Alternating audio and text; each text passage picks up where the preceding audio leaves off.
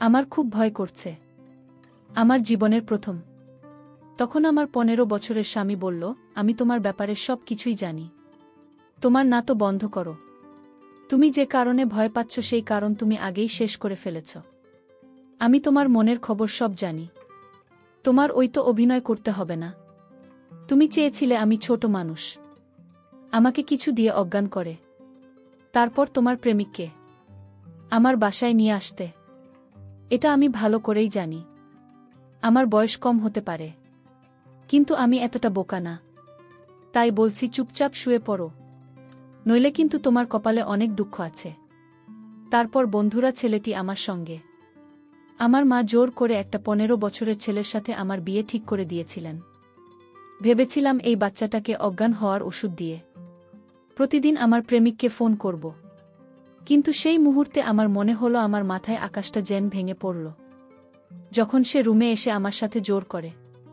বন্ধুরা, মূল ঘটনাটি শুরু করার আগে তোমাদের কাছে ছোট্ট একটা অনুরোধ, তোমরা যারা এখনও চ্যানেলটি সাবস্ক্রাইব করেননি তারা অবশ্যই চ্যানেলটি সাবস্ক্রাইব করে পাশে থাকবে।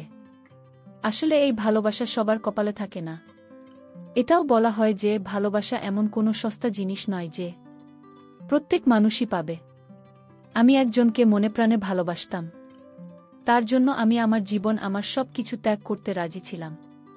ভালোবাসার জন্য আমি বাবা, মা এবং পরিবারের অন্য সবার বিরুদ্ধে লড়েছিলাম। আমার বাবা মায়ের কাছে সব বলার পরেও তাদের চোখে আমি ছোট হয়ে গিয়েছিলাম। কিন্তু আমি জানতাম যে আমার অন্তরে ভালোবাসা ঈশ্বর দিয়েছেন। ঈশ্বর যদি আমার ভাগ্যে লিখে থাকেন তবে আমি অবশ্যই পাব, আর যদি না পাই তবে ভাবে ঈশ্বর আমার ভাগ্যে লেখেননি। আমরা নিজে থেকে কিছু করতে পারি না, সবকিছুই নিয়তির খেলা। আমার নাম আফসানা। আমরা 4 ভাইবোন ছিলাম। আমি আমার জীবনে ভালোবাসা ছাড়া আর কিছুই চাইনি। আমরা গরিব, একবেলা খাবার জোগাড় করতে অনেক পরিশ্রম করতে হতো। আমাদের বাড়ির খুব ছোট এবং ভাঙাচোরা, কিন্তু আমার বাবার সেদিকে কোনো খেয়াল দিতেন না। আমাদের সাথে একই বাড়িতে চাচিয়ে থাকতেন। আমার মা আর চাচিদের মধ্যে প্রতিদিন ঝগড়া লেগেই থাকত। কখনো তাদের বনিবনা হয়নি, আর না কখনো আমার ভাই বোনের সাথে চাষির ছেলে মেয়ের বনিবনা ছিল। আমার বড় বোনের বিয়ের বয়স হয়ে গিয়েছিল, তাই ওর জন্য আসতে শুরু করে। কিন্তু সবাই অনেক যৌতুক চাইত, কিন্তু আমরা গরিব, কিছু দেওয়ার সামর্থ্য ছিল না। আমি মাকে বললাম, বৌদিকে বড় ঘরে বিয়ে দেওয়ার কি দরকার, তুমি তাকে আমাদের মতো ফ্যামিলিতে বিয়ে দিতে পারো। কিন্তু মা বলতেন, বিয়ে দিলে আমার মেয়েকে বড় বাড়িতে বিয়ে দেব, সেখানে আমার মেয়েরা সুখে থাকবে এবং তাদের কোনো কিছুর অভাব হবে না। আমার মা বলতেন, আমি আমার জীবনের সব ইচ্ছা মেরে ফেলেছি, কিন্তু আমি আমার মেয়েদের সাথে এটা হতে দেব না। আমি তখনও পড়াশোনা করতাম এবং তার সাথে কিছু ছেলে মেয়েকে টিউশন পড়াতাম। সেই সময় আমি একটি ছেলেকে ভালোবেসে ফেলি এবং সে আমাদের বাড়িতে আমার জন্য নিয়ে আসে। কিন্তু আমার মা তাদের প্রস্তাবে রাজি হননি। আমি আমার বাড়ির লোকদের বোঝানোর অনেক চেষ্টা করেছি, কিন্তু তারা আমাকে হুমকি দিতে শুরু করে। বাধ্য হয়ে আমি সেই ছেলে শাহিনকে বললাম, চলো আমরা পালিয়ে গিয়ে বিয়ে করি। কিন্তু সে আমাকে বলেছিল যে, তুমি একটা সম্ভ্রান্ত পরিবারের মেয়ে, তোমার এমন কথা উচ্চারণ করা উচিত না। ঈশ্বর যদি আমাদের বিয়ের কথা লিখে রাখেন, তাহলে এই পৃথিবীতে যতই আমাদের আলাদা করার চেষ্টা করুক না কেন, আমরা এক হবে। কিন্তু আমরা কোনো ভুল পদক্ষেপ নেবেন না। তুমি সবসময় সেটাই করো যেটা তোমার বাবা মা চান। তাদের ইজ্জত নষ্ট করো না। আমি দিন রাত ঈশ্বরের কাছে সেই ছেলের জন্য প্রার্থনা করতাম। তারপর একদিন আমার মা হঠাৎ আমাকে 15 বছরের একটা ছেলের সাথে জোর করে বিয়ে দিয়ে দিলেন। কিন্তু আমি ভেবে নিয়েছিলাম, এই ছেলেকে প্রতিদিন অজ্ঞান হওয়ার কিছু দিয়ে তাকে অজ্ঞান করে আমি আমার প্রেমিককে ডাকব। কিন্তু আমার মাথায় যেন আকাশ ভেঙে পড়ল যখন সেই ছেলে রুমে ঢুকল। আর আমি সেই ছেলেকে দেখে ঘাবড়ে গিয়েছিলাম, কারণ ছেলেটিকে দেখে আমার অনেক ভয় করছিল। যদিও তার বয়স গন্তব্য থাকে, আমার অনেক ভয় লাগছিল। ছেলেটির মুখে একটি মাস্ক পরা ছিল। আমি তাকে বললাম, আপনি মাস্ক পরেছেন কেন? তোমার মনের খবর আমি জানি, তাই আমি মাস্ক পরেছি। আর আমি কি পরব না পরব সেটা তো আমার বিষয়। তুমি কোনো কথা বলবে না, সোজা আমার কথা মানবে। এই ছোট্ট একটা ছেলের কথা শুনে আমি রীতিমতো অবাক হচ্ছিলাম। আমি আরও মনে মনে ভেবেছিলাম যে এই ছোট্ট একটা ছেলেকে অজ্ঞান করে রাখব। এখন দেখি সে আমার সাথে কথা শুরু করেছে। উল্টো আমাকে তো অজ্ঞান করার ব্যবস্থা করে দিল। আমি তাকে বারবার বলছিলাম, আপনি মাস্ক খোলেন, আপনার মুখ আমি দেখতে পাচ্ছি না। কিন্তু ছেলেটি তার মুখ আমাকে দেখাল না। কিন্তু আমার কাছে মনে হলো ছেলেটি আমার খুব পরিচিত। আমি যখন ছেলেটিকে বললাম, আপনি যদি আপনার মুখ না দেখান তাহলে আমি চিৎকার করব। সে বলল, তোমার চিৎকার কেউ শুনতে পারবে না, কারণ তুমি আজ আমার ঘরে বন্দী। তোমাকে কেউ সাহায্য করবে না। আমি তার কথা শুনে অনেক ভয় পেয়ে গেলাম। তবে আমার কাছে মনে হলো ছেলেটি আমার অনেক পরিচিত। আমি তখন তাকে বিনয়ের সঙ্গে বললাম, প্লিজ, আপনি তো আমার স্বামী, তাই আপনাকে দেখার অধিকার আমার আছে। ছেলেটি বলল, তুমি আমাকে অজ্ঞান করার চেষ্টা করার প্ল্যান করেছিলেন মনে মনে, তাই না?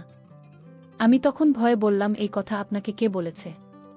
সে তখন বলল, আমি তোমার মনের খবর সব জানি। আমার সাথে মিথ্যা বলার চেষ্টা করবে না। আমার কাছে সত্য কথা স্বীকার করো। যদি তোমার ভালো চাও তাহলে সত্যি বলো। আমি চিন্তায় পড়ে গেলাম। আমার মনের খবর সে কি করে জানো? আমি তো অনেক বিপদে পড়ে গেলাম। তাহলে কি আমার ভালোবাসার মানুষের খবর সে জানে? আমি যাকে ভালোবাসতাম তার নামও কি সে জানে? আসলে আমার সাথে কি ঘটতে যাচ্ছে আমি কিছুই বুঝতে পারছিলাম না। আমার মাথায় কোনো কাজ করছিল না। সে তখন বলল, তুমি কি ভাবছ মনে মনে? এত ভাবনা করতে হবে না। তুমি এখনই বিছানায় শুয়ে পড়, আমি তৈরি হয়ে আসছে। তার এই কথা শুনে আমার গলা শুকিয়ে গেল। আমার পানির পিপাসা লেগে গেল। আমি বললাম, আমি জল খাব। আমার গলা শুকিয়ে গেছে। আমার খুব পিপাসা লেগেছে। তখন ছেলেটি ঘর থেকে এক গ্লাস জল এনে দিল। তারপর আমি জল খেয়ে নিলাম। ছেলেটি তখন বলল, আমি কি আমার মুখের মাস্ক খুলে তুমি ভয় পাবে? সে বলল, না, আপনি আপনার মুখ দেখান। তারপর যখন ছেলেটি মুখ থেকে মাস্ক খুলে ফেল তখন আমার হুঁশ উড়ে গেল। কারণ ছেলেটি তো সেই ছেলে। আমার ঘরে সেই ছেলেটি ছিল যাকে আমি ভালোবাসতাম। আমি তার কাছে এসে বললাম, শাহিন, তুমি এখানে কিভাবে এলে? যখন তোমাকে আমার দরকার ছিল তখন তুমি এলে না। এখানে কেউ তোমাকে দেখলে হাঙ্গামা বেঁধে যাবে। ও আমাকে বলল, চিন্তা করো না, সবাই ঘুমিয়ে পড়েছে, এখন কেউ আসবে না। তারপর সে আমার দিকে ভালোবেসে তাকিয়ে বলল, আজকে আমি তোমাকে আমার জীবনের সব কথা বলবো। আমিও তার দিকে তাকাতে লাগলাম। একদিকে আমি খুশি অনুভব করছিলাম, আর অন্যদিকে আফসোস বোধ করছিলাম। সে উদাস চোখে আমার দিকে তাকিয়ে রইল। আমি তাকে বললাম, আমি তোমাকে আগেই বলেছিলাম যে আমি যদি বিয়ে না করতাম তাহলে আমার মা আমাকে মেরেই ফেলত। আমার মা জোর করে আমাকে এই ছেলের সাথে বিয়ে দিয়েছে বলে ঈশ্বর জানেন আমি তোমাকে কতটা ভালোবাসি। আজও যদি তুমি আমাকে বলো তাহলে আমি তোমার সাথে যেতে রাজি। এমন চোখে আমার দিকে তাকিও না। আমি ধোঁকাবাজ নেই। আমি আমার বাবা মায়ের সামনে অসহায়। তাদের আদেশ না মানলে সব নষ্ট হয়ে যেত। আমাকে সম্মানের কথা ভেবে এই বিয়ে করতে হয়েছে। আমি যদি এটা না করতাম তাহলে এই অজুহাতে আমার মনে হয় কুমারী থেকে যেত। আমি শুনেছি আমার শ্বশুরবাড়ির লোকজন আমার বাবা মাকে অনেক টাকা দিয়েছে যাতে তারা আমার বন্ধুর বিয়ে দিতে পারে। কিন্তু তুমি জানো আমি সেরকম মেয়ে নই যে টাকার লোভে পড়ে তোমাকে ধোঁকা দিয়ে দেব। আমি খুব কাছে ছিলাম, কারণ আমি আমার ভালোবাসাকে হারিয়ে ফেলেছি। আর নিজের ভালোবাসা ছেড়ে থাকা সহজ কথা না। আমি একদম ভেঙে পড়েছিলাম। সেই সময় শাহিন আমাকে এমন একটা সত্যি কথা বলল যা শুনে আমি বিশ্বাস করতে পারছিলাম না। আমি অবাক চোখে তার দিকে তাকিয়ে রইলাম। সে আমাকে বলল, আমি তোমাকে যা বলেছি তা সবই সত্যি। আমি তোমার স্বামী, তোমার বিয়ে আমার সাথে হয়েছে। এসব শুনে আমি হতভম্ব হয়ে গেলাম। এটা কিভাবে সম্ভব যে শাহিন আমার স্বামী? সে আমাকে বলে, এটা অনেক বড় গল্প। আমার বয়স যখন 5 বছর তখন আমার মা আমাদেরকে ছেড়ে চলে যায়। আমার মা এবং বাবা কখনো একে অপরের সাথে মিলেমিশে থাকতে পারেনি। আমি ছোটবেলা থেকেই দুজনকে ঝগড়া করতে দেখতাম। মায়ের জন্য অনেক কেঁদেছি। তাকে আমি খুব মিস করতাম। কিন্তু আমাকে নিয়ে মায়ের কোনো চিন্তাই ছিল না। তাই বাবা মাকে বলতেন, তোমার মা তোমার জন্য কখনো চিন্তা করেন না, তাহলে তার জন্য কাঁদো কেন? সে যদি তোমাকে ভালোবাসে তাহলে কখনোই তোমাকে ছেড়ে যেত না। কিছুদিন পর মা বাবার থেকে ডিভোর্স নিয়ে চলে গেলেন এবং তিনি আমাকে চিরতরে ছেড়ে গেলেন। মা আমাকে একবারও তার সাথে নিয়ে যাওয়ার কথা বলেননি। উল্টো বাবাকে বলেছিলেন যে তোমার ছেলে, তুমি এর যত্ন নিও। আমার দরকার নেই, বড় হয়ে তোমার মতোই হবে। যে নারী স্বাধীনতা সাহায্য করতে পারবে না। মায়ের কথা শুনে আমি খুব কেঁদেছিলাম। মাঝে মাঝে মা আমাকে ফোন করতেন কথা বলার জন্য, কিন্তু আমি তার সাথে কথা বলতাম না। তারপর একদিন বাবা আমাকে বললেন যে তোমার মা আবার বিয়ে করে বরের সাথে লন্ডনে গেছে।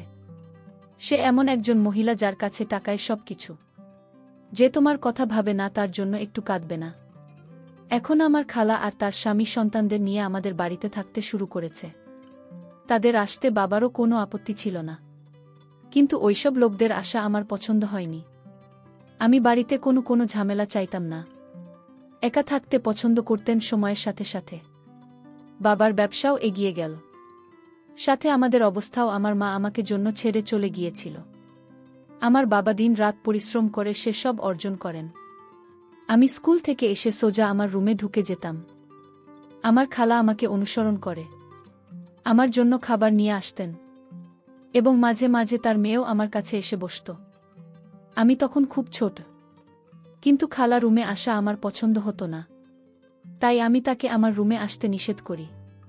কিন্তু খালা আমাকে বলেন, তোমার মা তো দ্বিতীয় বিয়ে করে বিদেশে চলে গেছে।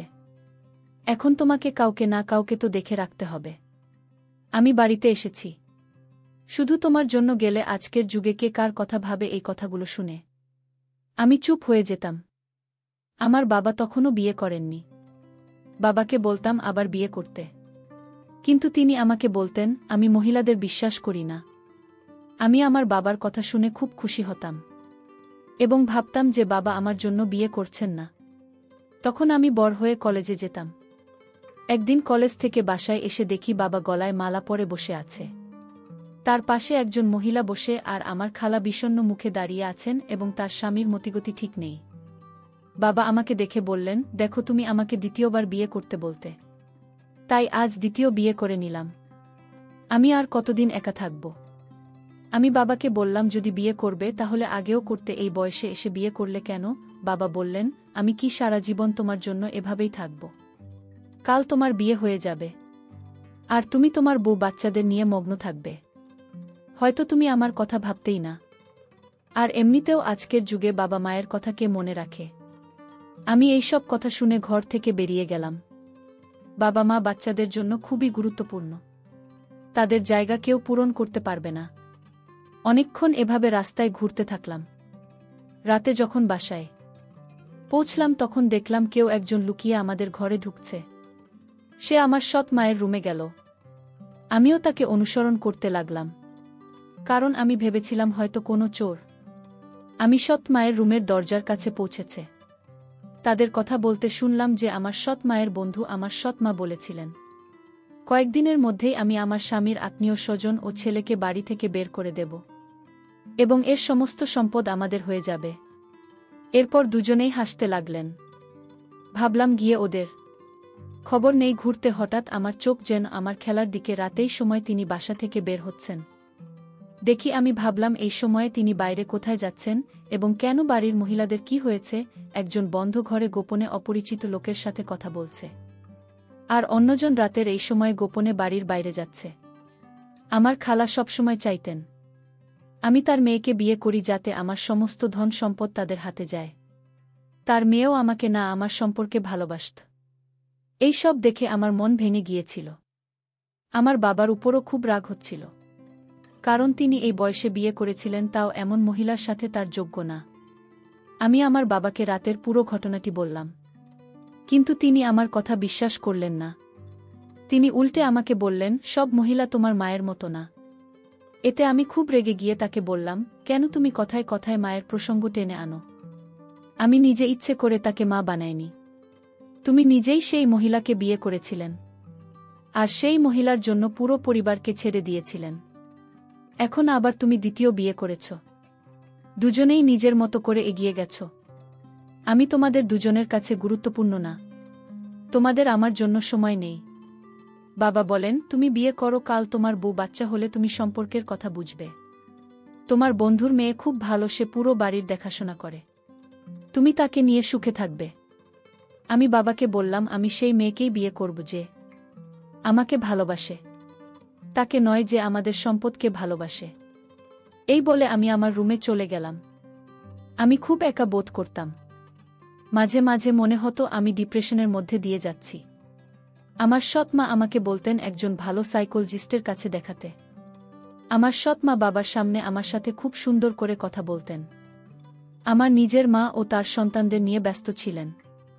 এখন তো তিনি আমাকে ফোনও করেন না। আমার বাবা তার বন্ধুর মেয়ের সাথে আমার সম্পর্ক ঠিক করতে চাইছিলেন। একদিন তারা আমাদের বাসায় বেড়াতে এসেছিলেন। ঠিক সেই সময় আমার খালার মেয়ে আমার রুমে আসে। সে এসে আমাকে বলল, শাহিন, আমি তোমাকে খুব ভালোবাসি। আমি তোমাকে না পেলে মরে যাব। প্লিজ আমাকে বিয়ে করো। এই কথা শুনে আমি তাকে বললাম, ঠিক আছে, আমি তোমাকে বিয়ে করতে প্রস্তুত। কিন্তু আমরা এই বাড়ি ছেড়ে চলে যাব। আমরা আলাদা বাড়িতে থাকব।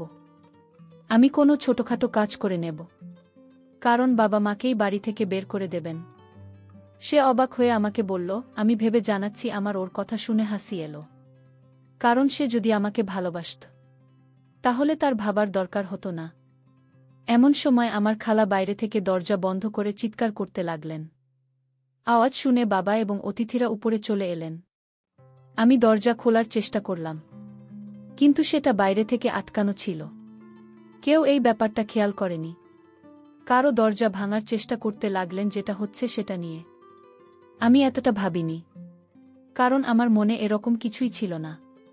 কালো দরজা ভেঙে ভিতরে আসেন। এরপর তিনি তার মেয়ের মুখে একটা থাপ্পড় মারলেন। এরপর খালা বললেন, মেয়েকে মারছ কেন? ছেলেকে জিজ্ঞেস করো যে আমার মেয়েকে ফুসলিয়ে নিজের ঘরে ডেকে এনেছে। যদি আমার মেয়েকে বিয়ে করবে না, তাহলে কেন আমার মেয়েকে মিষ্টি কথা বলে ফাঁসাল? বাবার যে বন্ধু বাড়িতে এসেছিলেন তার বাবা কি এটা সেটা বলে আমাদের বাড়ি ছেড়ে চলে গেল? বাবা আমার গালে জোরে থাপ্পড় মারে। আমি বাবাকে বলেছিলাম যে সব মিথ্যা। আমি খালার মেয়েকে বললাম, তুমি তো সব জানো, তাই তুমি বাবাকে বলো সত্যিটা কি। সে বলতে লাগলো, শাহিন, আমি তোমার কাছ থেকে এটা আশা করিনি। তুমি আমাকে বিয়ের প্রতিশ্রুতি দিয়েছিলেন, এখনও স্বীকার করছো। তুমি নিজেই আমাকে তোমার রুমে ডেকে দরজা বন্ধ করে দিলে। সে বাবাকে আরও বলল যে আমি শাহিনের বাচ্চার মা হতে যাচ্ছি, কিন্তু এখন সে আমাকে বলেছে যে আমি হাসপাতালেই। বলে সে ফুপিয়ে ফুপিয়ে কাঁদতে লাগল। আমি বারবার বাবাকে বলছিলাম যে সব সত্যি না, কিন্তু তিনি আমার কথা বিশ্বাস করলেন না। আমার দিকে রেগে বললেন, আমি তোমাকে এভাবে মানুষ করিনি। তখন ভালো বলতে লাগলেন, তোমার ছেলে কি এখনই আমার মেয়ের সাথে বিয়ে দিয়ে দাও, না হলে আমরা কাউকে মুখ দেখাতে পারব না। বাবা মাকে গলা ধাক্কা দিয়ে বাড়ি থেকে বের করে দিলেন।